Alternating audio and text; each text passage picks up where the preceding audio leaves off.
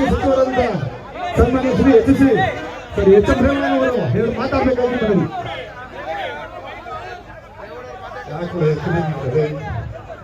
ಯಾಕಲ್ಲ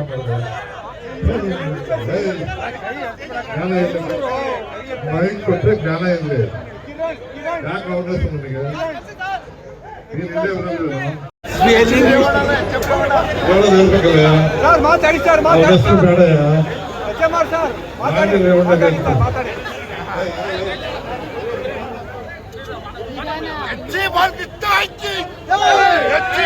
ಎಲ್ರಿಗೂ ನಮಸ್ಕಾರ.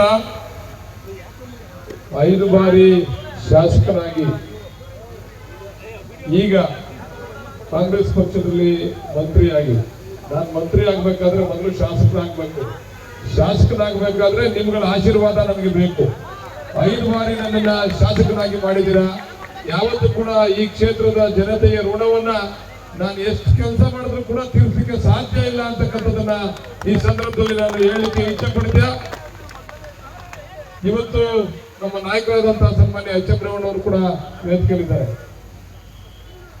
ರಾಜ್ಯದಲ್ಲಿ ಸಿದ್ದರಾಮಯ್ಯನವರ ಆಡಳಿತ 23ರಿಂದ ಪ್ರಾರಂಭ ಆಗಿ ಬಡವರ ಧ್ವನಿಯಾಗಿ ಸರ್ಕಾರವನ್ನು ನಡೆಸಿ ಈಗ ನಮ್ಮ ಜಿಲ್ಲೆಯವರೇ ಆದಂತಹ ಸನ್ಮಾನ್ಯ ಡಿ.ಕೆ. ಶಿವಕುಮಾರ್ ಅವರಿಗೆ ಈ ಒಂದು ಅಧಿಕಾರವನ್ನ ಕೊಟ್ಟಂತ ಎಲ್ಲ ಹೈಕಮಾಂಡ್ ಅವರಿಗೆ, ನಾಯಕರಿಗೆ ಎಲ್ರಿಗೂ ಕೂಡ ನಾನು ನನ್ನ ಕ್ಷೇತ್ರದ ಜನತೆಯ ಪರವಾಗಿ ವೈಯಕ್ತಿಕವಾಗಿ ನಾನು ಅವರೆಲ್ಲರಿಗೂ ಕೂಡ ಅಭಿನಂದನೆಯನ್ನ ಸಲ್ಲಿಸಲಿಕ್ಕೆ ಇಚ್ಛೆ ಪಡ್ತೇನೆ.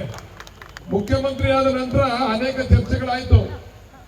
ರಾಮನಗರ ಜಿಲ್ಲೆಯಲ್ಲಿ ಮುಖ್ಯಮಂತ್ರಿ ಕೊಟ್ಟಿದ್ದೀವಿ, ಇರೋದು 4 ಕ್ಷೇತ್ರ.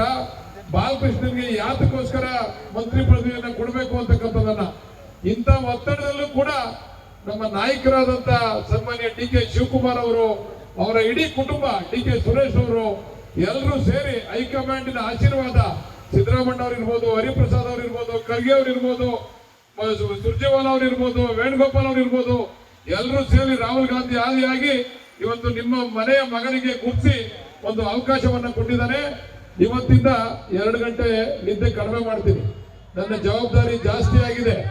ಈ ಆರಾತುರಾಯಿಗಳು ನನ್ನ ಜವಾಬ್ದಾರಿಯನ್ನ ಜಾಸ್ತಿ ಮಾಡಿದೆ. ನಾವು ನಮ್ಮವರೇ ರೇವಣ್ಣ ಅವರು ಹೇಳಿದ್ರು, ನಮ್ಮ ಜಿಲ್ಲೆಯವರೇ ಮುಖ್ಯಮಂತ್ರಿ ಆಗಿರೋದ್ರಿಂದ, ಪೆನ್ನು ಪೇಪರ್ ನಮ್ಮ ಹತ್ರ ಇರೋದ್ರಿಂದ ನಾವು ಎಷ್ಟು ಹಣವನ್ನ ತೆಗೆದುಕೊಂಡು ಬಂದು ಈ ಅಭಿವೃದ್ಧಿಯನ್ನ ಮಾಡ್ತೇವೋ ಅಷ್ಟು ನಮಗೆ ಇನ್ನು 2 ವರ್ಷಗಳ ಕಾಲ, ಇನ್ನು 1.5 ವರ್ಷಗಳ ಕಾಲ ನಾವು ಆ ಒಂದು ಆಲೋಚನೆಯನ್ನ ಇಟ್ಟುಕೊಂಡಿದ್ದೇವೆ. ಸನ್ಮಾನ್ಯ ರೇವಣ್ಣ ಅವರ ಸಹಕಾರದಿಂದ ನಾವೆಲ್ಲ ಸೇರಿ ಈ ಕ್ಷೇತ್ರದ ಅಭಿವೃದ್ಧಿಯನ್ನ ಮಾಡೋಣ ಅಂತಕ್ಕಂಥ ಮಾತನ್ನ ಹೇಳಿ ಇಷ್ಟೊಂದು ಜನಸಂಖ್ಯೆಯಲ್ಲಿ ಸೇರಿ ನನ್ನನ್ನು ಸ್ವಾಗತ ಮಾಡಿದ್ದಕ್ಕೆ ತಮ್ಮೆಲ್ಲರಿಗೂ ಕೂಡ ತಮ್ಮ ಪಾದಗಳಿಗೆ ನಮಸ್ಕಾರ ಮಾಡಿ ನನ್ನ ಮಾತುಗಳನ್ನು ಮುಗಿಸ್ತೇನೆ. ನಮಸ್ಕಾರ.